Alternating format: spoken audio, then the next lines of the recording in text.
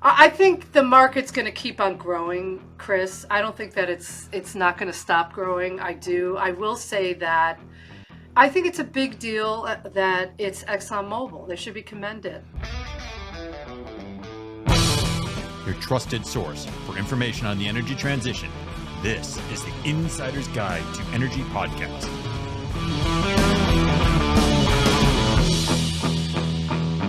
Welcome to another edition of the Insider's Guide to Energy. I'm your host, Chris Sass, and today with me is Mona Dajani. Mona, welcome to the podcast.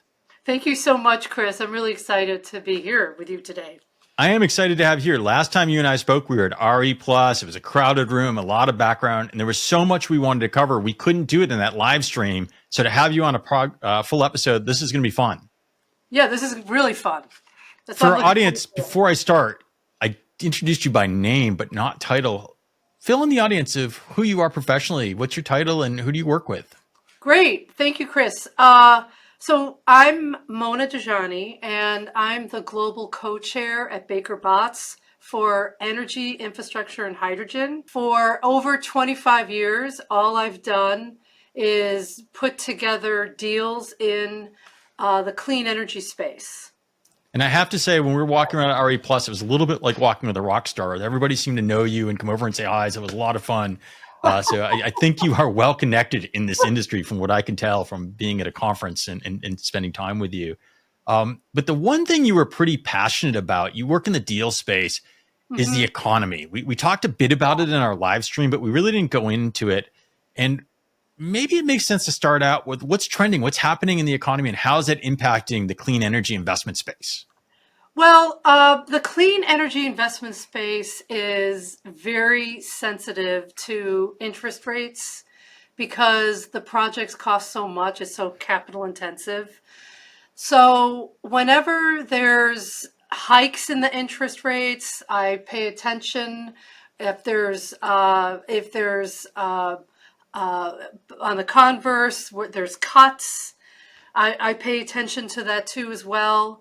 I write about it pretty extensively too, because I believe that globally we're all connected. So even though the United States, we're a superpower, many different countries do look to us.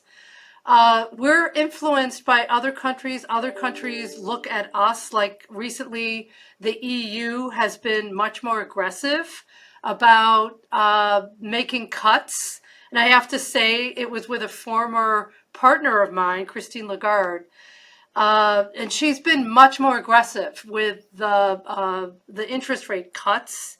And we had a jumbo one back in September, and now we were trending another 50, and now it's kind of gone down a little, like 25 bips, not really 50, not 100 total, what we were expecting.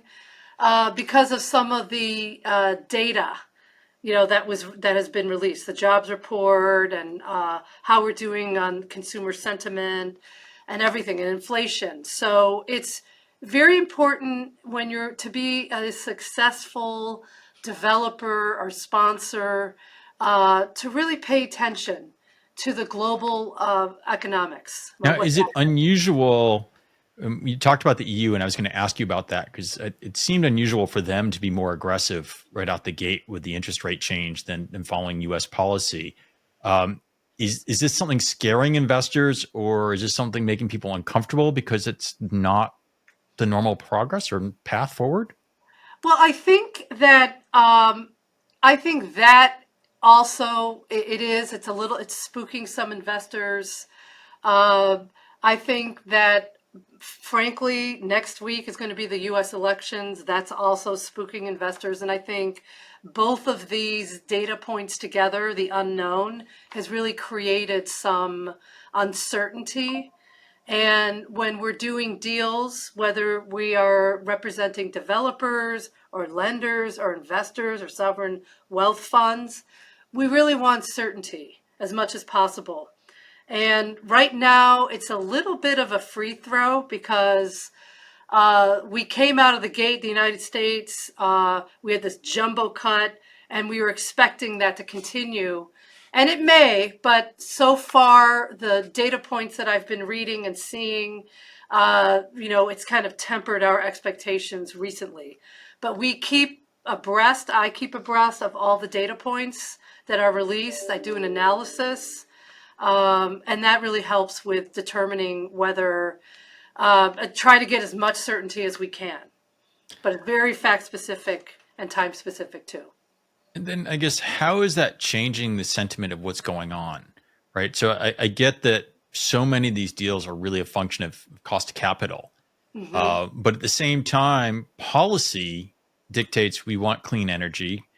Depending on where you are on the elections, you may have slightly different views there, but there's already a lot of law that's already in place that's dictating some clean energy policy. So whatever Right. happens, there's inertia there. Right. How is this really rippling through to the greater energy market in North America? Well, let's just say specifically on clean energy. That's what I'll focus on. I think the way that it's rippled through is a lot of the sponsors are going forward. Okay. They're just saying, okay, the cost of capital is going to be more. We're going to make less. Our IRR is going to be lower. But there's a lot of big projects, and there's like very huge utility scale projects. There's also a lot of money on the sideline, a lot of capital, a lot of powder, we call it, a lot of powder on the sidelines too as well. That's just waiting for a little more certainty on both the economy and where we're going to be with respect to a new administration or not. And I have views on that as well with respect to how that's going to affect clean energy. But I do believe that all of these put together are, creating a little angst, like you've pointed out. They're creating a little angst. And as a result, it's causing some inertia. But there's still a lot of projects that are going forward. There's still a lot of joint ventures. By the time I see a deal that comes to my desk, it's very well thought out, that it's going to go forward, unless there's something really, really horrendously wrong. But I mean, some of these strategies are long term. If you want to remain competitive in the world, and this is where China's done so well, is that they get the kind of the volume, the whole Hmm. machines going. So Right, onesie twosie deals don't really drop the economics down for a lot of the energy that people want. We really kind of want the volume, get those economies of scale. I understand. right. And I imagine that you see that more as objects in the rearview mirror as opposed to on the front end. By the time they're coming to you, the deal's already been structured and it's a lot of diligence done and a lot has happened before it gets there. So Hmm. are you still seeing a healthy wave before we see maybe a not healthy wave? Because there's a little bit of a lag from the time that you're engaged? Not really. I mean, it's for me, by the time I get involved, and we're helping with the structuring too as well. It's going forward. And I see a lot. I'm very bullish. I'm seeing so many deals done in all different technologies for clean energy. So I'm seeing it's still going forward. I think that we could have a lot more with foreign investors, do more business here in the United States.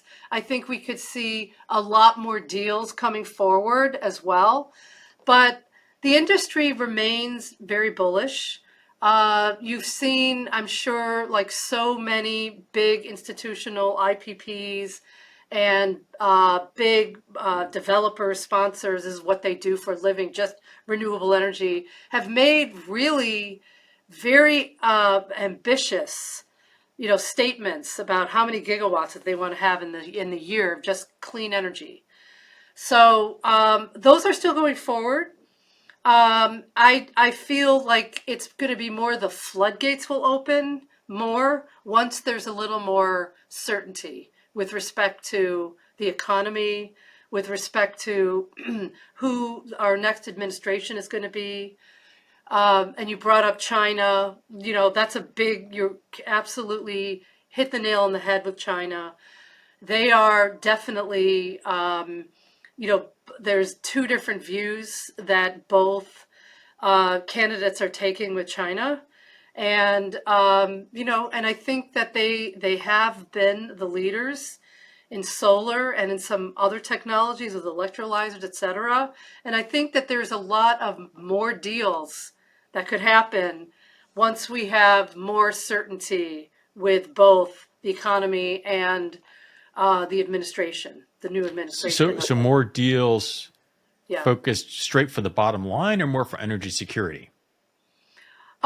It's both. It's both. I think that the majority of the sponsors, the investors, the companies that I deal with, the lenders, day in and day out, by and all, they're doing it because they're trying to save the planet. But at the same time, you have to make money doing it. Yeah, I'd like my So, pension fund to pay off as well, right? I want to be right, able to retire one day. exactly. Right, exactly. So I do believe it's a combination. I think that it's really one thing that the reason I got into this space 25 years ago was because it's mission driven. Okay. And the people behind these companies really believe in it, like me. We're really passionate about saving the planet, saving the earth, decarbonizing, lower the But you emissions. don't need to be to make business sense, right? So I think the misnomer is the only good people in energy are the people that are passionate about it. And I think that's very important. But I think there's Right. also people in energy that see there's sound business principles and that renewables do have sound business. Maybe not every business model. There's some that I might Yeah. question more than others. Yes. But Yes. I don't think it's a mutual exclusive that you have to have this, hey, I want to decarbonize by Yeah. 2030, 2050. You don't Right. have all these deadlines, because I have met a number of people along the way that just said, Yeah. hey, look, there's a good economic return here. The policies are lined up. Yes. The things are in place. I've got the infrastructure or the technology to go build a sound business in this Right. environment. Right. I think it's both, Chris. I think it's both because the majority of the people that I deal with in the space are very mission driven, but at the same time they're realistic and they know that there's also money to be made. Money to be made, and also it's saving the planet, it's creating energy security too as well. Many different reasons. But it's not one where you see people going in and out just to make a quick buck. So it is a little more mission driven than perhaps some of the other industries that are maybe tangential to clean energy and maybe technology. So what policies? So by the time most people are listening to this, will be either right at the election or right after the election. This is coming Okay. out about the time.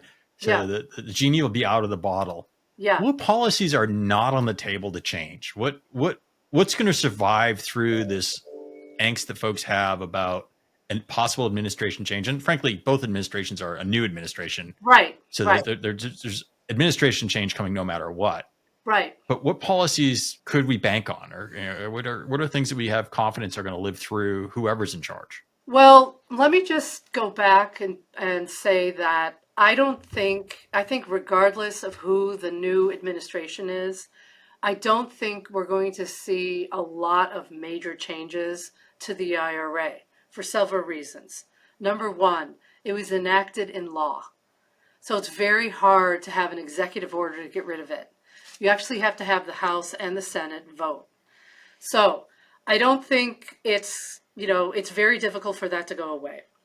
Number two, a lot of the clean energy projects sit in Republican states that have created jobs and have caused a lot of their economy to really boom because of these projects in their states. In fact, there were about 18 congressmen that went to House Speaker Johnson and actually lobbied him to make sure that they were heard, that they did not want anything to happen to the IRA if there's, regardless of the new administration or not. And you also have big energy majors, and I'm happy to say I represent a lot of them that also have been publicly lobbying to House Speaker Johnson and to the public that they don't want to see the IRA to be scrapped or to have really significant changes. So I don't see I see tweaks happening if there, some of the items that have been rumored that may be off the table if there's a new administration, are surprisingly, ironically, EVs, the EV credit. Um, just last week, I know we're dating ourselves a little bit, but there was final guidance issued for the manufacturing credit. That was also something that could have been on the table, but now that we have final guidance, I don't think we're going to see that on the chopping block. That really, I mean, there's some tweaks, with some of the sunset rules for solar wind storage. Yep. But I really don't see anything major. Well, what about for like the Yeah. homeowner, like the Rewire America stuff, like where you want incentives to put your heat pump in or whatever your incentive might be that you find, because there's a lot of incentives available at the moment if you know Right, where to look. If I want to put right. solar in or do something, Yes, there's funding to get. Do you right. see that getting more difficult? Do you think the legislation protects that as well? I think it depends. I hate to say that, but it really depends on the specific incentive and credit. I think that it is more likely that the smaller homeowner, especially if there's a change of administration, may be affected by these. But also, you have state policies too that go with this. So it's not all federal. So you don't have to put all of it on to to the federal government. There's many different programs, incentives out there by states, by counties, just at a more local level. So I just think that, the average homeowner needs to look and see. They usually will get some things in the mail from utilities that will explain some of the stuff. So just keep an eye out. Yeah, you got to be careful though, because there's a lot of fraudulent activity that you'll see that you get free this or that, and they're not really programs; they're more Yeah, fake marketing as well. believe it or not, I've had some clients say to me, of all the people, I just thought, can you just tell me if this is true, or this is fake or not? And I look at it immediately. I'm like, no, that's totally fake. So don't. Yeah, I'd recommend your state Yeah, websites, because there's a number of solar installers and things like that where I get all right, kinds of stuff on my inbox that right, doesn't necessarily line up to the state I live in. right, But right. you So mentioned spot an on, spot interesting on. topic. You Yeah, mentioned EVs. Now, yeah, EVs take a lot of things like lithium, and there's a yeah, lot of things in the supply chain to make EVs, and there seems to be less of excitement about EVs across the general population in the U.S. right now. yes. But let's look at that. How is that likely to unfold, and what's happening in the EV space? Well, so what I think right now with the EV space, and I'm a very big believer on EVs. If you look at other countries, especially like Norway, which has over 81, 82% conversion, where there is some more government incentives, where there's a big difference between going the EV route versus, we call it ICE, Yep, internal combustion engine. yes. So, and I think that the United States is woefully behind Europe, is woefully behind Asia, in certain respects too, as well. But you mentioned something when we talked not long ago Yeah. that seemed to help tip the scales a little bit, and this was in Arkansas. There was a little discovery, Oh, yes. and that's where I was going with this Oh, okay. with the question. Maybe you want to talk a little bit about that, because we look at oil majors, and if you side up with them, most people just assume automatically they're up to no good and that they're trying to prolong business as long as they can and aren't really looking at renewables. Hmm. But yet, I think this discovery aligns with maybe a reframing of that thought process. Right. So this was fairly recent. It was the largest lithium mine discovery, and it happened to be in Arkansas, and ExxonMobil. was behind it. And I think that will definitely help lower the cost of batteries. That's what lithium is used for. And I think what I see happening is that it will catch on. It's just right now people are saying that it's hard for them to switch because they see there's not a big economic incentive to move to EVs versus using gas. Well, I don't know. I mean, 7,500 plus the other the incentives in the state level.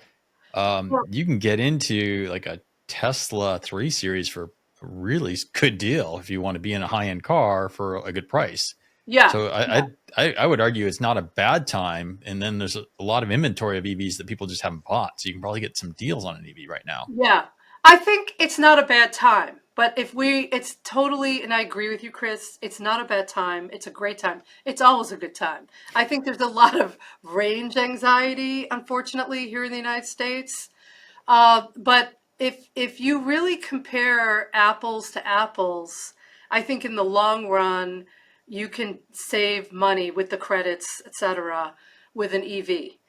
And I think that this large discovery in Arkansas, which is the largest in the world right now, is going to drive the price down. And I think that is also part of it. You have people that have EVs because they believe in saving the planet and it's clean energy. And then you have those that are like, it's clean, but I'm really doing this because it's cool. May not, it's cool and there's an image that goes with it.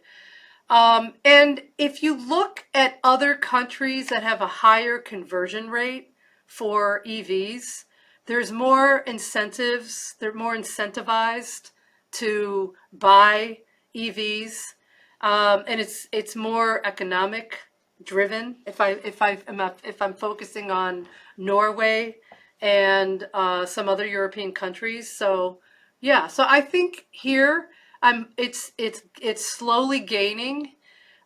We've had some hard issues come up, in our industry with EVs here in the United States.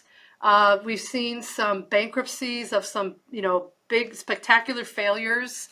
Um, we have others that are doing well, but the name of the game is the technology and really getting ahead. So if majors own lithium, Mhm. do they support the renewable then? Or because I mean you you basically bring the lithium out, but then you recycle it. If I get a tank of gas, I Yeah, burn the barrel of oil that I buy from you or barrels of oil I buy from you, and then I come back and buy more. And yeah, you explore and you get more, or you make whatever synthetic you're going to make me, or whatever you do for me. right. But with lithium, that kind of puts them out of business at some point, or they eventually can't find markets to keep growing, right? I think the market's going to keep on growing, Chris. I don't think that it's not going to stop growing. I do. I will say that I think it's a big deal that it's ExxonMobil. They should be commended. There's a lot of people in the clean energy space that are very much like anti-fossil fuel, anti-oil, anti-gas. And it's interesting because we've seen again the leaders in renewables for with respect to big oil majors was Europe. It was the European companies, and then we saw them now rotate out, and we're seeing more American companies, oil majors, big energy majors really investing in newer technologies and clean energy. And with this lithium mine that ExxonMobil was behind, I think, yes, it is. It's going to definitely add more to the story and drive prices lower in lithium. But this is just one space. This is just, in the whole um, rainbow of different technologies and clean energy. Well, So let's talk about another one that's been around for a long period of time is yeah, nuclear. And, there's this resurged interest in nuclear. There's been a fair amount of investment in small modular reactors. Those tend to be, from everything you say, a little bit further away for deployment. But if I look at this deal for 3 Mile Island and bringing a reactor that was, just kind of sitting by ready to come back online, in Constellation doing a deal to bring that online, pretty interesting stuff. What's your perspective there? Yeah, I really feel like I'm glad to see nuclear come into the discussion. The nuclear industry was basically shunned, and now it's coming. There's a resurgence of nuclear, and the reason why is because it is clean, but there's such an insatiable demand by AI and data centers, they can't keep up.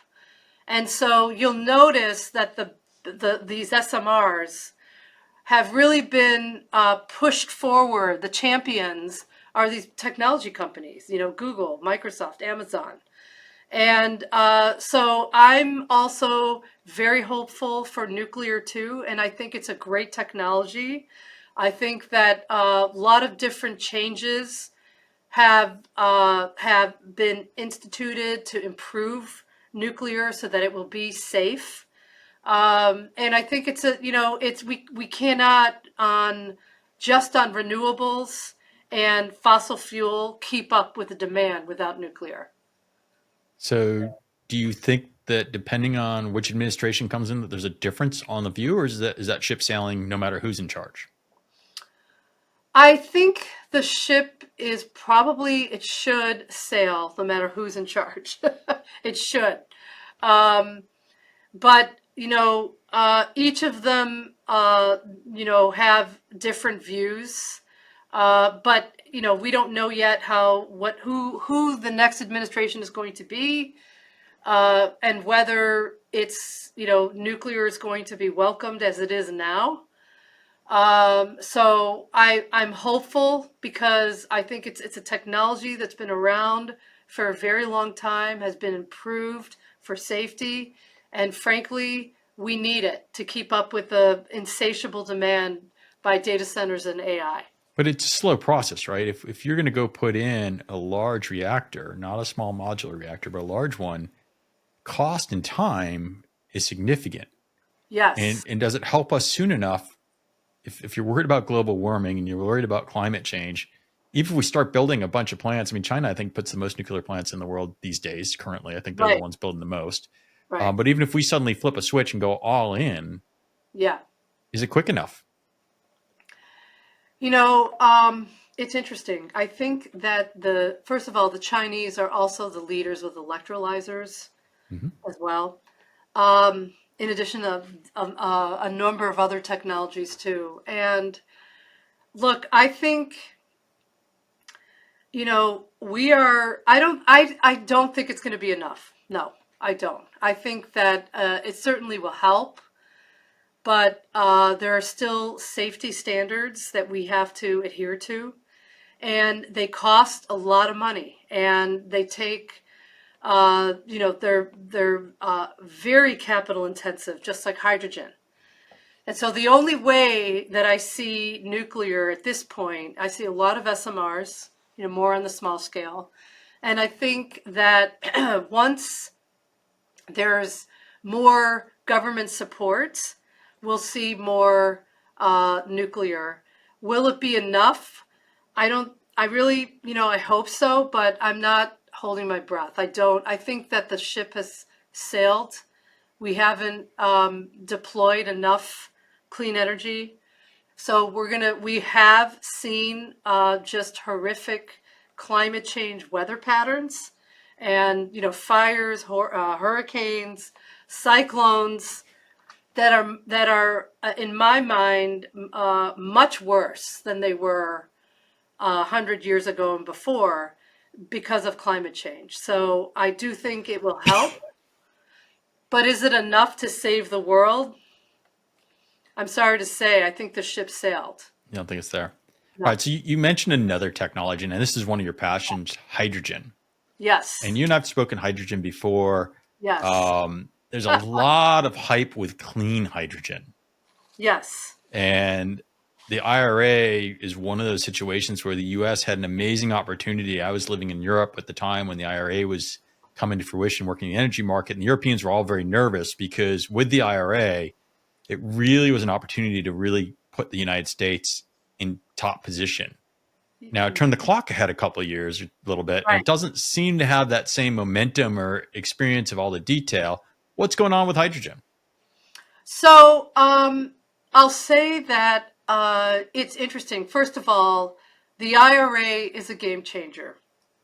And the whole reason that it was passed was, to put the United States ahead of Europe and other continents on for clean energy, put our mouth where our money is, and really try to get off the ground a number of industries that that focus on clean energy. And hydrogen was one of them. And they what happened was the IRA was passed, and then after the IRA, there was the Department of Treasury as well as the IRS is issuing guidance for certain technologies. And excuse me, it's so dry in here. So what happened with hydrogen was draft comments were so-called leaked. They really weren't leaked, but so-called as what that was reported in the press. And basically, instead of being more open about what you need to get the tax credits, it became much more difficult. And that's another, Chris, I could go into this, with the three pillars and the specifics on what the differences are. But essentially, it was focusing entirely on green hydrogen as opposed to clean hydrogen. And clean hydrogen is hydrogen that could be produced other than green as well. So it could be blue, it could be pink from nuclear, blue from gas, there's others, gray. And the guidance, there was over 40,000 comments, and it still hasn't been finalized. To date, the Department of Treasury made a public announcement and said that they hope to have the guidelines finalized by the end of this year. And the reason was because they were taking into account the 45,000 comments. So I'm hopeful that they've made it less restrictive so that there are more companies that are willing to get into this very capital intensive business of hydrogen. Okay, you haven't given me the warm fuzzy that we're over the hurdle that all is good, but it doesn't sound like the world's ended yet. But Yeah. it seems like there's potential that it could go either way, and that we have to wait and see is kind of what I'm hearing. Yeah, I think put it this way. I'm gonna be a little more forthright. There are with green hydrogen. I think we're there. I think with other technologies, there are. I could tell you this. There are many different stakeholders, whether they're producers, whether they're customers, whether they're pipe manufacturers that are very bullish on hydrogen, regardless. And I don't think it's going away No, because, but I see the rest of the world is moving. yeah, Europe was very foot on the gas while Germany really wanted hydrogen. yeah, I think more so because they wanted to make the electrolyzers and all the hardware, and yeah, then of course they need it for their right, less dependence on power from elsewhere. China, like you said, has electrolyzers. They're really so there's right, a race to grab right, economies of scale and market share for the yeah, technology. So if you come late, you still might be able to yeah, play regionally, but from the right. global stage, does late really help us? Well, I just think that, look, I could tell you I'm involved in a number of hydrogen projects all around the world.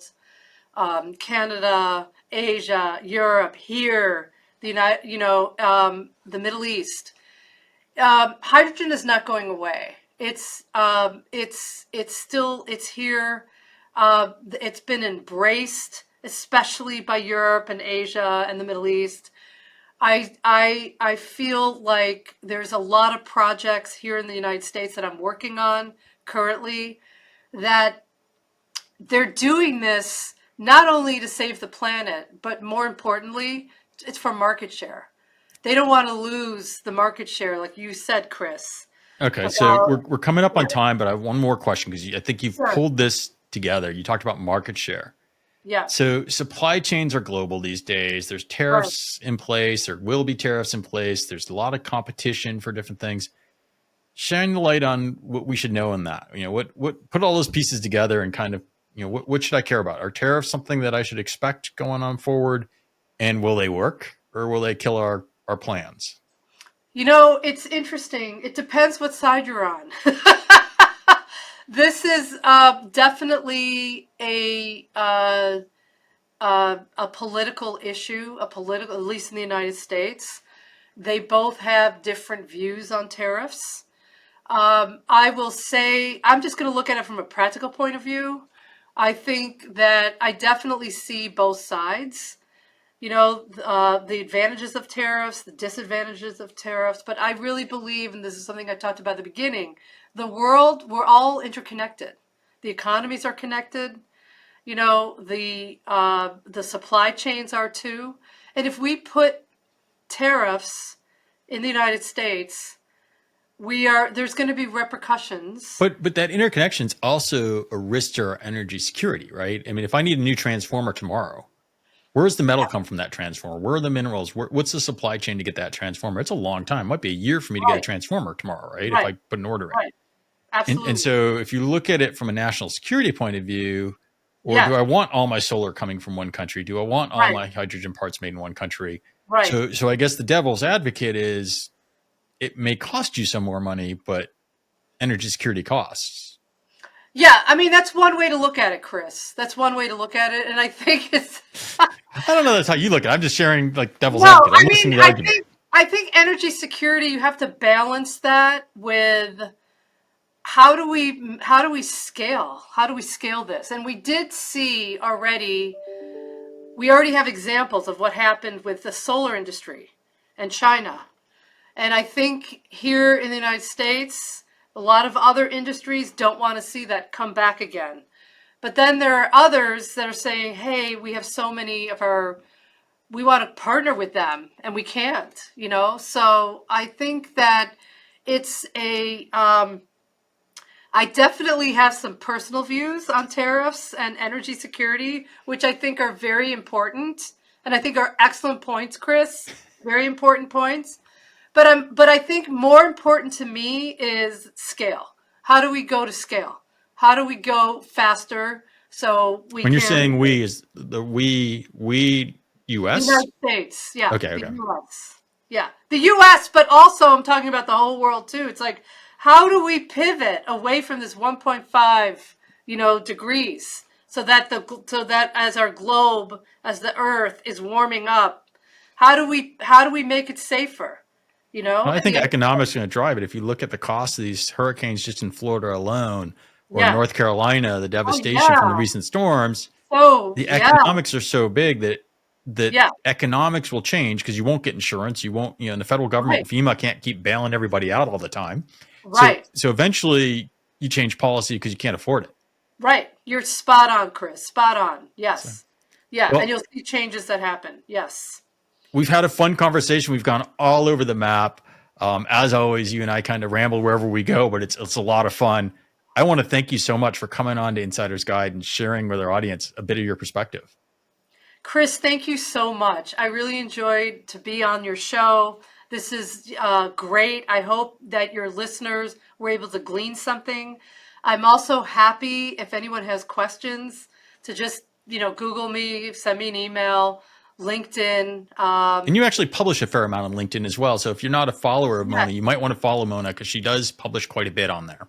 that's right. I'm a top voice on LinkedIn, and I'm posting all the time about specifically the things that we talked about today, tied into the news. So It's really interesting, and I meet a lot of very cool people, and I enjoy writing. Awesome. Well, thank you again. For our Thank you listeners, so we much. hope you've enjoyed this episode so much.